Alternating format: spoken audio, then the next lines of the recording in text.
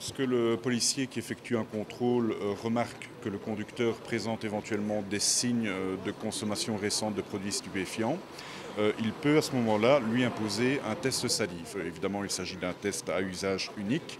Le policier présente la petite languette de l'appareillage ici, demande à la personne de passer sa langue et donc passe cette petite languette quelques secondes sur la langue du conducteur.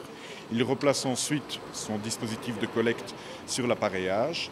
Il casse l'ampoule qui se situe dans l'appareillage, il referme et attend 12 minutes avant de lire le résultat.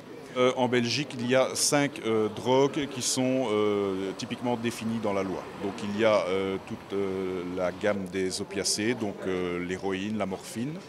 Il y a les amphétamines, donc tout ce qui est speed, les méthamphétamines, donc les extasies, la cocaïne et le cannabis, donc le THC.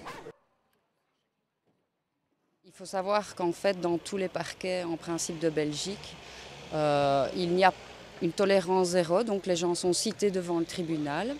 Les peines qui sont prévues, c'est un minimum de 1 100 € qui peuvent aller jusqu'à 11 000 € et éventuellement aussi une déchéance de 8 jours à 5 ans. Il faut savoir qu'en ce qui concerne les jeunes conducteurs qui ont leur permis, enfin jeunes, les conducteurs qui ont leur permis depuis moins de 2 ans, ils risquent également, outre que la déchéance là est obligatoire, de devoir repasser un examen théorico-pratique. Et ça, notamment les jeunes le savent encore très peu. Donc voilà, au niveau des peines, et je vous passe les récidives. Si jamais ils récidivent dans les 3 ans, là, les peines sont encore plus lourdes puisqu'il peut y avoir des peines de prison aussi.